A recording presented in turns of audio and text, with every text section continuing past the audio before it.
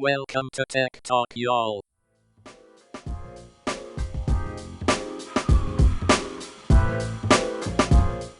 Hello. Welcome to Tech Talk, y'all, or Twitter Tech, y'all. Tweet Talk, y'all. Tweet Talk, y'all. Twit Talk, y'all. Episode 258, season 11. I'm Sanjay Park.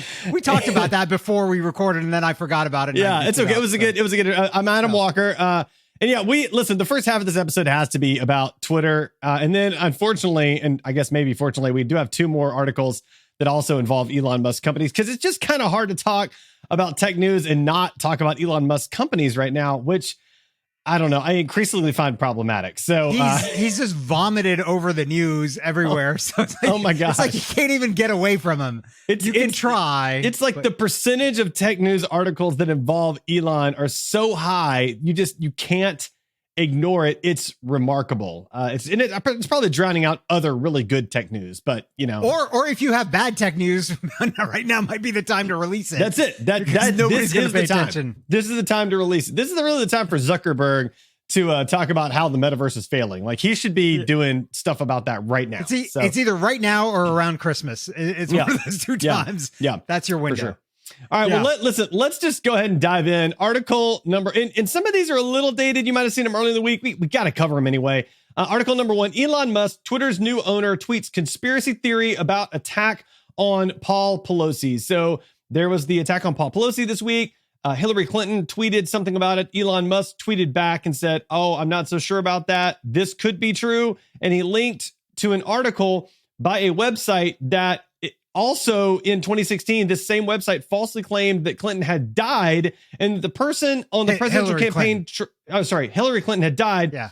And that the person on the presidential campaign trail was not Clinton, but her body double. Like, that's the quality of news that this company is producing.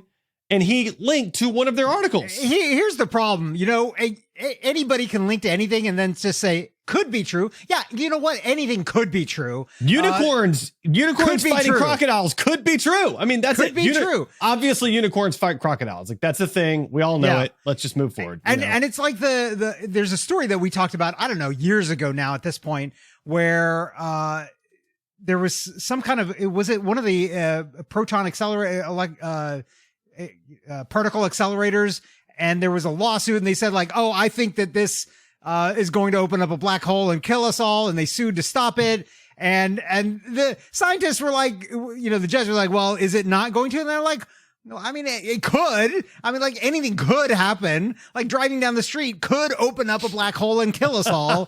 For anybody. Like, anything could happen. My car could take off into the air as I drive across a bridge. It's possible. I've seen it on TikTok, but is it going to happen? I don't think so. So right, exactly. Yeah. Anyway, next up in Twitter Musk news, Musk says Twitter will charge $8 a month for a blue check mark. This has gone so deep, so ridiculous. I spent some time this morning trying to understand the differences here. Do you want me to just kind of break this down for a second? Because there's two different things at play here, and I did not understand this until this morning. So the first thing is, currently, certain levels of people, reporters, famous people, actors, whatever, they are able to get verified, which is a blue check mark, which is a free thing that Twitter does. So you know that you're dealing with the actual person that you think you're dealing with, right? So you don't have, and that's why, you know, some people have real whatever for their name because somebody else, some troll took their original name and they're not verified. Okay, or somebody with the same name took it before them. That's right. Because correct. I mean, I was worried there you were calling me a troll because I've got Sanjay and there's other more real Sanjays. Of course. So that's the blue check mark as it currently exists. There's also something totally separate called Twitter Blue, where people can pay $5 a month and get certain benefits like less ads on Twitter, better tweet placement, and a couple of other kind of minor things, $5 a month. So apparently what Elon is planning now is to put those two things together and say, hey, if you have a blue check mark, you're now a Twitter Blue person, and now it costs $8 a month. But anybody else can also become a Twitter Blue user and also get a blue check mark, and it's also $8 a month. So a couple of thoughts here, and then I want to get your feedback. So number one is, that's super dumb for the people that actually need check marks. Like, I think news reporters, for example, like news reporters don't make a ton of money. You want to know if you're actually dealing with a correct news reporter. That's really important. Charging them $8 a month is ridiculous. On the flip side, average people being able to have a blue check mark for a buy-in is kind of interesting and somewhat, somewhat more of a level playing field. Like, so for example, like I have, I've got podcasts. Obviously we're on one. I don't have nearly the influence to get a blue check mark, but would it benefit me to have one? Maybe. Is that interesting? Maybe. I don't know. So I kind of struggle with that. What are your thoughts? So I think the value of the blue check mark is in the scarcity of the blue check mark. Ooh, that's a great point. When you create this, I think that scarcity quickly goes away and then the value drops. So I think, I think there's a couple of issues here. And I don't know that, I think Elon lives in a different world than the rest of us, and he doesn't understand how, like person to person kind of mechanics work and something like this. Traditionally, what I've seen is in a startup, or in any company, if you are giving away something or you have something at a certain price, it is very hard to increase the price of that thing. Correct. Right? So that's where I think a lot of the pushback is coming from. The blue check mark is free right now, and it's only available to certain people. And now all of a sudden you're saying to keep your blue check mark, now you got to start paying. And so there's a lot of friction in that. You've got people like Stephen King saying like, no, forget it. I'm not going to pay $20 a month. I'm not going to pay $8 a month. And he's got a lot of money, and there's no reason why he wouldn't be able to pay for that. But it's merely the thing, like, you're now taking away a thing that I had for free before. So there was an interesting proposal when I was talking about this on Twitter, of course. Somebody came up with the idea of, well, like, really what needs to be done is it needs to be a different kind of check mark. So like a gold check mark. Yeah. And so people that have that, then because I think there is actually some interesting things there where, look, if somebody is paying for that, then that at some level they are the person that they say they are. Correct. So there is some level of verification. Now, we're not saying that they are somebody of note. We're not saying that they're an athlete. You're not a public official or anything else like that. So I think that does still make sense as a separate thing where it actually goes through a process. It hurts me because I don't think I'm ever going to get a blue check mark, but maybe one day I can aspire to have a blue check mark. I like that idea of like a secondary. So like these people are verified because they're famous. You're whatever and verified because you paid. Like, I think that's fine. I think that's a great idea. I love that. And then if you're trying to organize the tweets, like make the blue check mark ones come first. Because look, they already have Birdwatch, which is these notes around, to explain people's tweets and give context. Right. Like in theory, and this is somewhat of what we talked about last week with YouTube and the doctors getting the verified thing. Like, in theory, the people that are verified should be giving you better information. That's not always true. Obviously, we've seen that. Right.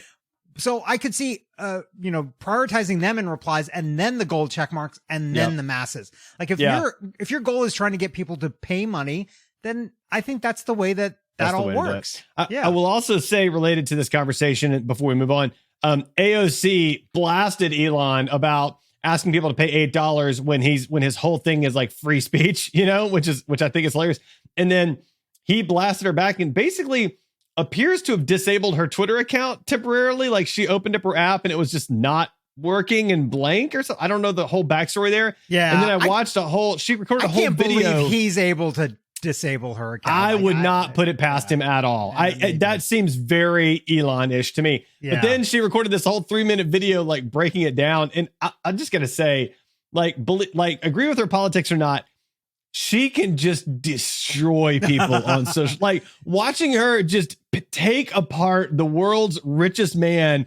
And if there's going to be any kind of social battle between Elon and AOC, she is going to destroy him. It's funny to watch. She is very impressive. She's very smart. Oh my gosh. And her ability to argue is really good. I don't know where she's picked that up or honed her skills, but she's really, it's like a lot of times it's a masterclass in arguing.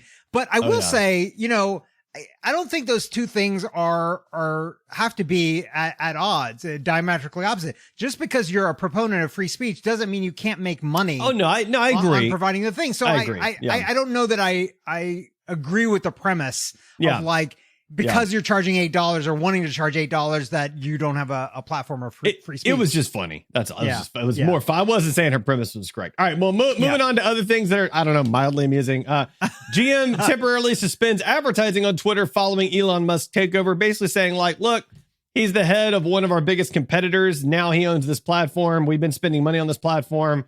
We kind of need to see how this pans out before we continue spending money on this platform. I think that's totally reasonable. The funniest part of this article, though, was they asked the Ford CEO what their plans were to spend money on Twitter. And he was like, oh, we don't spend any money on Twitter. And then they showed him a Ford ad that had recently run on Twitter. And he was like, I'm not sure which of us or which partner is spending money on our behalf.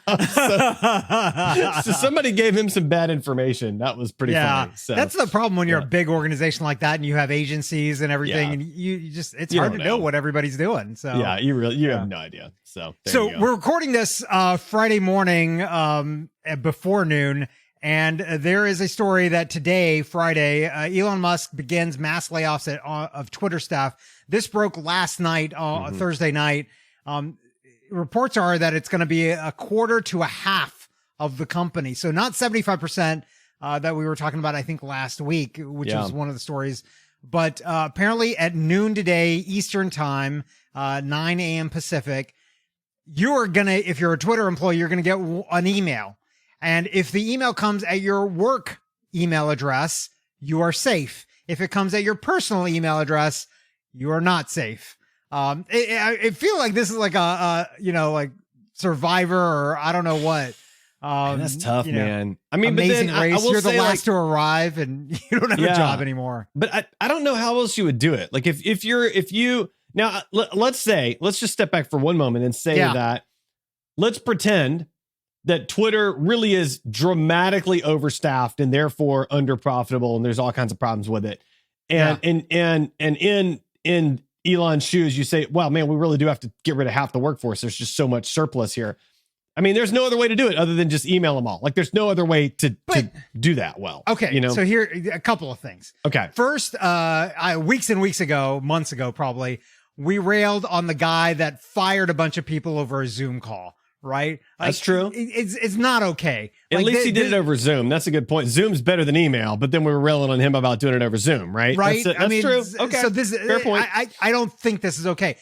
More not okay. What I think this is doing and has done, because I've talked to actually some friends who work at Twitter and their feedback is not great. Oh, they're all bailing. They're all everybody's getting out of Dodge as fast as possible. Exactly. So it doesn't matter if they're fired or not. I think they're going to be leaving. They're gone. I think what you've fundamentally done here, and this is like the one thing that as a leader you don't want to do is that he has broken the culture within Twitter. That's true. And instantly. And I think organizations succeed or fail based on their culture more than anything. That's why, since I started my first startup 20 plus years ago now, I kind of stumbled into it, but now I continue to think about, how do you build a culture that is nurturing and supportive and enables people to do the great things that they're able to do. And when you break the culture like this, when you're basically saying half of you, like, look to your left, look to your right, one of you's going, hey, they did that to us at Georgia Tech. At least they used to a long time ago. Yeah, they did. But that propelled you to be better. It wasn't like they were trying to make you all work together. Yeah. This breaks the organization, I think, in terms of culture. And I don't know how this company is going to thrive and survive and innovate in the future. Like, I am very worried about this in the coming weeks. And I think we're still going to have more Twitter tech y'all episodes because it's going to be just I'm worried it's going to be a dumpster fire. I think there's going to be 100% turnover in the Twitter staff. And also, side note, I will say, I always felt like that whole like college look to your left, look to your right thing was a myth. And no, they really do that at Georgia Tech. Like, just so everybody knows, like I experienced that. Maybe they don't currently, but man, they sure did in the 90s. I can tell you that right now. So no, they have worked very hard. I think retention now is 90+%. Okay. So they keep a lot of the kids. So they're like, look 3 down to your left, look 4 down to your right. One of you is not going to be here. I don't think that has the same impact anymore. So. All right. Well, moving on. We're almost done with the Twitter stories. We promised just 2 more. Elon Musk dissolves Twitter's board of directors. So, which is so basically, look around. All of you are going. Yeah, I mean, like this is in no way surprising. Like he wants total and complete control. Yeah. So I mean, which honestly, of a private company is not. I mean, it's not entirely unreasonable. I think it's probably not smart, but it's not. I don't know. It is what it is. Yeah. I mean, I would not have done it. I don't think it was a good idea, but I'm not surprised. Yeah. I mean, if you buy the thing and you're like, look, I think the thing is broken, so you're going to clean house. Yeah. I think the other thing, and we haven't talked about this, the other thing with this is he obviously wildly overpaid for the company, right? Like, I don't think there's any question that he overpaid for the company, but the issue with his overpaying is that there's a bunch of debt that he ended up taking on with this. Yeah. And now there's going to be interest payments with that debt. It's like $1 billion a year in interest payments from what I read, right? Right, exactly. Yeah. And so what that means is that he needs to make something work really, really fast. And that's what I worry about, what all these actions are about, is that he is trying to make things work fast, and I don't think he's going to make them work well.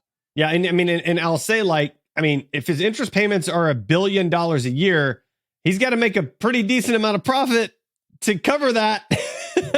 Right? Historically, Twitter hasn't made a lot of profit, so I'm just, just something to think about. And so how much stock of Tesla is he selling? Like, I would be worried about that. Talking about trying to make something work quick, Elon Musk's Twitter is working on a paid video feature with, quote, high risk. So I don't know what you think about it. This is interesting, but I think I already see there's a bunch of pitfalls. Like, first of all, okay, I get it. You're trying to help creators monetize, and by that, you're going to ride on those coattails and make money on that. Yep. But what happens when people share, a Hollywood movie as a thing, right? Like, how are you going to control that? Because, all of those people in Hollywood are just waiting for this to happen. Like, let's bring it on. You paid $44 billion for this thing. Steal my stuff once, and I'm going to put the hammer down on you and be like, oh, you owe me $1 billion for that. Yeah. Right. And like that $1 billion in interest now is doubled to $2 billion. Yeah. Between interest and a penalty. So it's interesting. I just don't know how that's going to work well. I don't see how it's going to work either. Doesn't make sense to me. All right. Next up. Instagram down. Users complain about app crashing 30 seconds after using it. This was predominantly on iOS this week. I could not use Instagram for several days in a row. I'd open it up, scroll for like a second or two, and then it would just crash instantly. They seem to have fixed it now. So that's good. It did also affect some Android users. I don't know if it affected you or not, but I just thought it was interesting. So I don't spend much time on Instagram, so I don't know that I noticed it. But that's fair. Whenever I opened it, it didn't crash. So either I avoided it or it didn't affect me. That's good. Good for you. Did they explain what the issue was? No, I never explained it. They just fix it. I hate that. You're the only one that cares, though. Everybody else is like, is it working or not? It's binary. Yes or no, 1 or 0. You're like, no. Why wasn't it working? What was happening? What was it conflicting with? I think it's educational, right? Like people that run like DevOps and write software, they're like, well, what broke? So to make sure that the rest of us don't do it. But something that's educational, like in order to educate someone, they have to be willing to be educated, right? And I think 99.9% of the populace will be like, I don't care. Even the developers, I don't care. Just fix it. No, I think if you talk to developers or DevOps people, they'd probably be like, yeah, it'd be nice to know what happened, right? Maybe so. It's the same thing like when breaches happen and people they explain what happened. Breaches are a little more scary, I think. So you just want to be educated on scary stuff, not the non-scary stuff. Okay, Okay, I get it. Something that's not scary or might be scary because maybe our unfortunate AI overlords will be biased against us, or at least one of the two of us. Yeah. AI image generators routinely display gender and cultural bias. So if you put into an AI image generator, like give me a photo of 3 engineers talking, they will always be men. Always be men. Right. And so and even though engineering is predominantly men, so that makes sense that they would predominantly be men, but like it's not all men all the time. There are women engineers. They exist in the world. They're pretty good. you should talk to them sometime. So, what's scary, I mean, we've talked about this many times, is that AI gets its information from mass volumes of data on the internet, and the mass volumes of data on the internet are gender and culturally biased. They just are. And so it's learning from biased content. Is this just putting a spotlight on the thing that we're already doing and being like, hey, you idiots, you got this bias, and let me just show you how bad it is? But I mean, yes, it is. But I think that's actually probably the good thing, is that if we can recognize as a people, as a human race, if we can recognize that our biases are so bad that artificial intelligence picks it up and parrots those biases, that's pretty significant. We should pay attention to that. That's all I'm saying. So, I think you're right. Yep. Anyway. All right, moving on. And this was a really interesting article and about Atlanta. So the city of Atlanta banned e-scooters in 2019. The impact was profound. So let me set this up with a couple of things. Number one, the title of this article is not completely honest. They did not ban all e-scooters in 2019. They banned e-scooters during nighttime hours in 2019. Right. So I think it was 9 p.m. to 8 a.m. I forget what it was. 4 a.m. And basically what's interesting is because the e-scooters are controlled from, a central database, from a central location, they were able to literally have all of the e-scooter companies shut them down. So they literally did not function during those times. So that's kind of interesting. And I think this was because there were a couple of times where people were riding at night and they got hit and hurt and killed. And that's what sort of led to this ban. Yeah. So there was a rash of them in the city of Atlanta over a period of a few months. In all fairness, Atlanta's not a great ride an e-scooter city. It can be a little dangerous. It can be very precarious. And I think I would never, ever get on one at night. That seems terrifying to me. Yeah. So I don't think, I mean, the other thing with these scooters is that they're not, to me, they're not well enough lit. No, and at all. No. They move. I actually had one. My car, the Volvo, will scan for things and kind of warn you if something's about to go. I had a guy that was coming perpendicular to me at a high rate of speed, but then he turned the corner. The car thought it was going to come right in front of me, and the car freaked out and slammed on the brakes. Yep. It will. Because of that. But he very well could have come straight in front. And of course, folks, I don't know about you. I have not seen anybody wearing helmets. No why one people ever don't wear helmets. No one ever wears helmets with these. So a couple of important numbers quotes from this article that I wrote down. The first is they found that due to the lack of scooters being available during these times, the average commute times increased across the city about 10%, while travel to stadium events such as soccer games rose by 37% on average, the equivalent of 12 minutes per trip. So it did increase traffic, it increased commute times. Adding up the additional time Atlanta's evening commuters all spend sitting in traffic, it works out to a potential 784,000 extra hours per year. And they put together a monetary figure on the extra travel time, estimating the economic cost of commuters sitting in congestion when e-scooters aren't available could cost as much as $536 million a year for the U.S. as a whole. Now, it's interesting they extrapolated that data to the U.S. as a whole, not just to Atlanta. That seems weird to me with that number and how they were trying to talk about the U.S. as a whole. Did one of the scooter companies sponsor this research? Because it does feel a little lopsided to me, because on an average night in Atlanta, there's not a stadium event. There's not a bunch on and most nights. Especially 9 p.m. to 4 a.m. It's also, I mean, we don't have. You're at the event traffic by 9 p.m. typically. You're in the venue, so it's just leaving the venue. And who leaving the venue at 11 o'clock, 12 o'clock, 1 o'clock is gonna grab a bird scooter? I think very, very few people. So I agree. These numbers feel a little inflated to me. I mean, I'm sure. I think what is interesting is, yes, of course, removing a mode of transportation is probably going to cause congestion in other transportation modes, right? There's probably more people on MARTA. There's probably more people on the roads causing more traffic. So yes, obviously that does make sense, but I think that applies to any mode of transportation. Totally agree. So instead of taking the scooter, what you could do is become hologram technology and use that as a future of video calls. So could hologram technology be the future of video calls? as a Did you report watch from this BBC video? News. I watched a little bit of it. I didn't really get it so much. So all right. So in the video, you should go to the video and check this out. Go to the show notes, check this out. In the video, they're looking at a box that essentially looks like a giant iPhone, and the person is being shot with a single camera on one side of the country and sort of being beamed into this box. And so it looks like there's a miniature version of this person. It's literally like Princess Leia size version with R2D2, it looks like that. It looks like a miniature version of this person. And it actually shows the shadow behind him. And like, you can look from the side and it looks like he's actually physically tiny in the box. And it looks like if you're looking at it, they've got it set up where his eyes always meet your eyes, which is super. I don't know how they do that. It's super weird.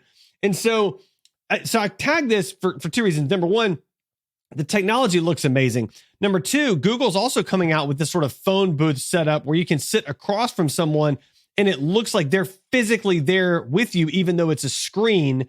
And so like, I think there's more of this technology coming out where you're going to be able to have the illusion that you're literally in the same room with a person, but you're on. So without them being on a flat screen, it'll give you it'll trick your brain to think they're really there.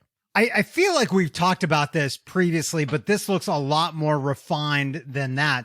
But I will also say, for a long time, and I'd seen these setups before, Cisco, when they acquired WebEx, they rolled out these things where companies could have these setups where they have these round tables. The rest of it, is video screens. And then you have this illusion that the table is a complete circle. Right. And then the people you're meeting with are on the other side and you're on the side with them. And so very similar. that was a way to meet in person in a room around a table, even though you were not together. It's pretty brilliant, honestly. I mean, but my point is, I think at some point what's going to happen is, so right now, typical video calls are flat screen to flat screen. Yeah. I think there will come a point where there is a device that's so good and so cheap, you can have it in your home and have a more personalized, sort of holographic, sort of meaningful experience. And then it'll get to the point where everything shifts towards that. And then maybe it becomes on your phone. Maybe there's a projector. I don't know. But at some point it shifts to even more of that, like on your devices. So I look forward to the day where I can hack the box in your house and just pop up whenever I want and be like, "Hey, Adam, what are you doing?" I like walk downstairs like, "Whoa, there's Sanjay standing in the living room. Like, what is happening right now?" That would be great. Arms folded, tapping my foot, like, "Where are you at?" Just make sure to use my super secret password, which is password 123458. You have to skip from 5 to 8. That's how it's the secret. 6 and 7 are not. Yeah, you just skip the 6 and the 7. Okay, so I get it. Anyway, all right. Is it my turn or your turn? It's your turn. It's my okay. Teens turn to TikTok in search of mental health diagnosis. So this is interesting. I think this is actually good. I will say that I think there are too many people that do not realize that they have mental health issues and do not seek to get help with those issues. And this raises the flag for that. So the reason I tag this is I have a good friend who, from watching TikTok videos, realized that as an adult that he has ADHD and he needed to go get testing for that and possibly get medication for that. And it dramatically improved the quality of his life once he did that. And so, so what this article is saying is like, well, these teenagers are like sort of self-diagnosing, and then they're self-diagnosing for these very rare conditions that they really don't have. And it puts doctors in these really weird positions. And that's probably true. And that's probably a bit dangerous. But I think the optimistic side is there are teens that would not otherwise seek help that now are seeking help and getting help. And that's a good thing. So, yeah. It's a, two double-edged sword. It is. It is. Yeah, it is. But it's interesting that TikTok somehow like zeroes in on that and realizes, I don't know how they figure that part out. Yeah. Like this depressed person needs to see these videos. Like, I don't know. It could also just be luck, right? It totally could be. Yeah, you see one video about mental health, and then you like it, and they show you more videos about mental health, and you like those, and then you start going down. You start self-diagnosing down this rabbit hole. I mean, it's the same way that I get lots of comedians on my feed because I like all the comedians, and they're like, let me show them some more comedians. That'll be great. Yeah, so clearly, yeah. There you go. Next up, now we're back to Elon news. Full circle here, people. Full circle. Starlink signals can be reverse engineered to work like GPS, whether SpaceX likes it or not. So basically the story is, they talked to, Musk. So yeah, we've talked about this before. They have launched a metric ton of satellites, which are obscuring the view to outer space, which is not a great thing. But hey, how else can we use these satellites? So people are like, oh, we could use them to do triangulation and know where you are instead of, being worried about using GPS. So GPS as a system, the original GPS that most of us use, is a system that was deployed by the U.S. military to help them with, things during, war fighting and things like that. And so, it's not been highly accurate because they wanted to control that, and they have the ability to make it less accurate. Well, also those satellites are old now. They're very, very old at this point. And so, Starlink satellites are obviously brand new because they've just been put up, but they didn't want to participate in helping this. And so some researchers basically reverse engineered the signals and are like, oh, there's these beacons that come down a lot more frequently than they even need to be, and we can use that to do triangulation. And they figured out a way to do GPS using Starlink, and it doesn't cost them anything, right? Like Starlink's doing this anyways, right? And so they're just leveraging off the signals that Starlink's already putting out there. So there you go. I'm sure Elon's real thrilled about it, but he's so distracted with Twitter, it doesn't matter. So there you go. All right, last article. If we tweet about this, he'll see it. Yeah, that's probably true. Yeah, he probably doesn't even know. Tweet about it. Tweet about it. Yeah, nobody tweet about it. Last article before we hit Weird and Wacky, and we do have some good Weird and Wacky, so stay tuned for that. But Tesla semi accelerates with otherworldly speed and sound in new videos. So Sanjay, while I explain this, go ahead and watch the video. Okay. So it's obviously a Tesla semi. It's electric. It's obviously got a lot more power, a lot more torque because of that. So essentially what happens is this semi stops at a yield sign to turn right. And then when they turn right, it accelerates as fast as a car would normally accelerate. So it's not like it's a drag strip accelerating, but it is shockingly fast for a semi truck, because we're used to semi trucks that like, when they start going, like you can literally crawl faster than it's going. Right. Yep. And what's interesting to me is that this is as fast as a normal car would accelerate.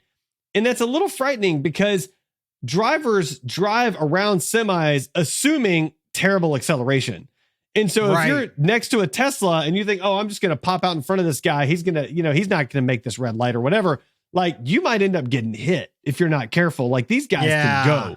So I think it's really cool. It also could become very dangerous because it's a very different way of driving around semi trucks. So there you go. Huh. That is interesting. I've seen this with, I'm going to say irresponsible Tesla drivers that will go from I saw this once, stoplight to stoplight. I mean, it's not even that far of a distance that we were doing this, and they would go full, accelerator all the way down. Yeah. And then stop. And I was just thinking, first of all, you look like an idiot. Yeah. Second of all, how much whiplash are the people getting that are inside of that car? That's just dumb. So yeah. There you go. Well, anyway, be careful around Tesla semis. I guess that's your lesson. Yeah. Time for the Weird and Wacky segment. Abominable snowman. He's not an axe murderer. One of the TAs turned out to be a bot. All right, Sanjay, Weird and Wacky. You tag this first one. What's going on? So this is a video that I saw on Twitter. There's really no story to it, but basically it's good though. Some food delivery bots are going around. I think there's 3 of them, and they're having to cross the railroad tracks. They obviously did not look both ways. A train catches and crushes and destroys one of the robots, with the other 2 robots just sitting there watching their friend get destroyed and obliterated into pieces. Yeah. It seems like whoever programmed these was like, maybe we should check for railroad tracks. Yeah. That's real funny. Coming. Or maybe they were just like, look, maybe they calculated it. Like the likelihood of it crossing the railroad track when there's a train, like maybe there's only 1 train a day. So the likely, like maybe it's like there's a 98% chance it'll never get hit, and there's a 2% chance that it will. Yeah. So and they were hoping nobody would be there videotaping it, but somebody was. Man, that was some good stuff. And the only thing this gives me solace is like, well, our robot overlords are not going to take over us yet. Not today. 'Cause all we need is some railroads Not and today. some trains to prevent that from happening. Well, listen, all I need is some music. So this next article, forget musical chairs, drive on these 9 highways and they will sing to you. Did you watch any of these videos? Oh, Sanjay? yeah. Oh, yeah. Oh my gosh. So these highways, they put, the rumble strips. So, if you're driving on the interstate and you kind of, maybe get a little drowsy, you veer a little too far to the right and you hear the, like the rumble strips. Yep. And then it's to remind you, hey, get back on the road, you moron. Well, these roads have rumble strips. Yeah. These roads have rumble strips that will play a song. If you go at a certain speed, they play the song. So like if you do 55 miles an hour on this certain road, it'll play like Jingle Bells. It's like, dun, dun, dun, dun, dun, dun, dun, dun. I mean, it's like, that's my version of it. It's terrible. I'm sorry. But it's pretty cool. Like you should watch these videos. They're really interesting. I watched a couple of them and there was one at a college somewhere. I forgot where now. Yeah. And it instantly made me think like, why the heck is there not one of these at Georgia Tech? I mean, for real, like on a 35-mile-an-hour road, start the Ramblin' Rat, like start the fight song. Like, yeah. That'd be great. I'm a Ramblin' Wreck. I want to be reminded that I'm a Ramblin' Wreck every time I drive down that road. That would be amazing. Exactly. Like, I don't understand why they wouldn't have. We've got a school of music technology at Georgia Tech. For real. Let's do it. We've got construction people. Get them set up. Like, they got all the things. You got influence? Engineers. Tell them what's stuff. what, man. I don't think I've got that kind of influence. Last article, and this is a good one. What do you have for us? So, NASCAR driver beats other racers using insane physics trick he saw in a video game. Did you watch these videos? No, I didn't watch the video, so I'm going to watch them while you tell us about it. So he's a NASCAR driver. He's in 10th place. He's on a road course. There's a final turn at the end of the thing, right? And so, of course, like NASCAR drivers, like you slow down so you can take the turn so that friction keeps you on the track and, you don't hit the wall. Well, he's in 10th place. He desperately needs to get to 5th place to be qualifying or whatever else. So he's on the outside. So he literally gets up next to the wall and floors it as hard as he can and uses the wall, like just crushes his car along the wall on the outside of the track. And he goes from 10th place to 5th place in one turn, making like it freaked out. Every announcer's like, what just happened? I've never seen that before. Like just freaking out. And when they interview him afterwards, he's like, yeah, I used to do that in a NASCAR video game on my GameCube. And so I figured I'd just try it because like I was about to lose anyway. I got nothing to lose. So, you got to watch this video. It is I'm watching amazing. It. And they have the video from inside the car and the car is getting ripped up. Just destroyed. But then, so you're thinking about it like, well, if you're out after this anyways, I guess it doesn't matter. Yeah. It's the final turn of the race. Then, like the car can get repaired as long as it makes it there, right? So it's a very short time between the time that this happened and when NASCAR says that that's illegal. Because other racers are going to be thinking that from now on, and then it becomes a whole big danger thing. And then what happens if like inside of the corner, there's like a piece of concrete that's like jetting out a little bit, and he ends up creates a huge wreck. Like, I mean, there's all kinds of danger here, but man, it was so gutsy and so brilliant. Like, I just had to tag it. It was amazing. So there you go. Oh yeah, I probably should play the Tech Wreck music now. Tech wreck, time to get your tech wreck. Tech wreck. Tech wreck. Time to get your tech wreck. I was so excited about the article that I forgot to play the music. Okay, so like, listen, that's how good our content is, Sanjay. I think I need to take away control of the little soundboard from you. You probably should control the soundboard from now on. All right, it's Tech Wreck time. Yep. It's everybody loves this time. What do you have for us this week, Sanjay? So I've got a product that I'm actually using right now, and you probably didn't even realize it, but the Logitech Litra Glow Premium LED Streaming Light. So I found this. It looks interesting, and I thought, let's give it a try and see if it's any good. And I gotta say, this thing is actually really pretty nice. It's compact. It hangs off of your monitor. Mm-hmm. The clip is pretty small. Like my monitor, it's a pretty small bezel. It's non-intrusive. It goes up and down. So this is a light that you can use when you're doing a video call or recording podcast or anything else like that. And it's got kind of a nice soft cover to it, but you can also adjust the color temperature and the brightness. And if you're using a Mac or a PC, unfortunately, this doesn't work for me because I'm on Linux. You can actually control the color of the light as well as the intensity through that's cool. software. So, nice. but if you don't have it, if you're on Linux like me, there's buttons on the back that work perfectly fine.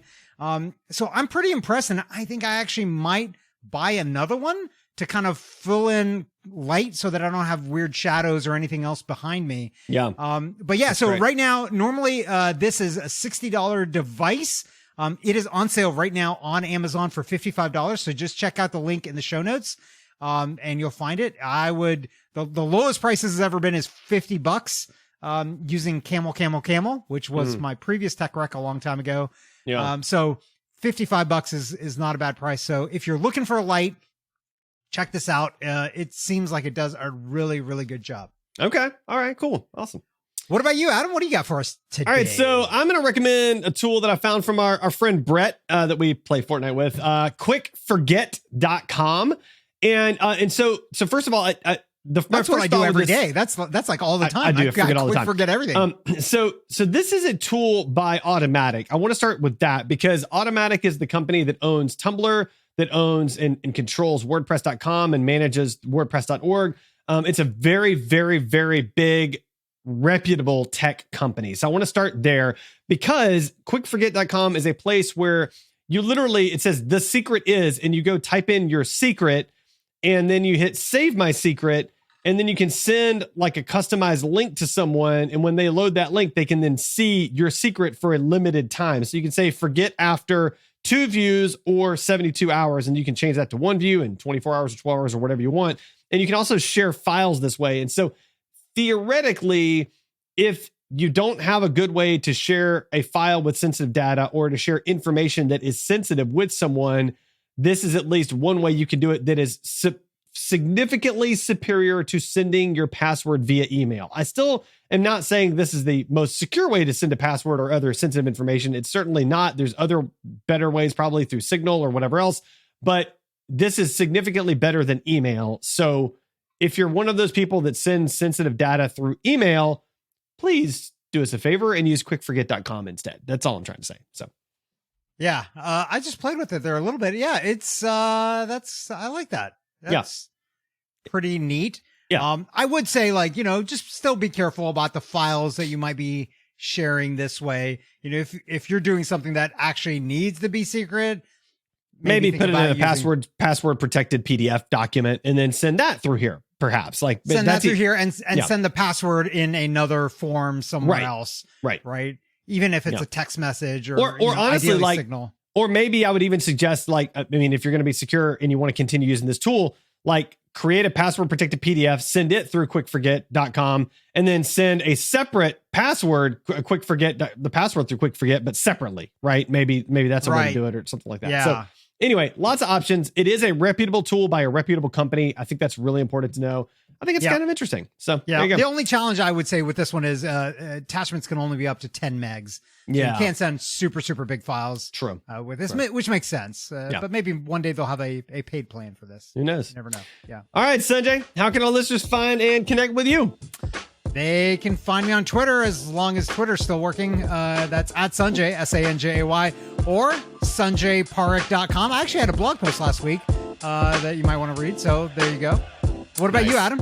You can find me on my website, adamjwalker.com. I got all the links to all the things there, all the companies, all the social profiles, and my email newsletter. Make sure you sign up for that. Really appreciate it. Is the J for jumping off of Twitter or jumping on Twitter? Well, I did not mention my Twitter handle. I'm just saying. So maybe.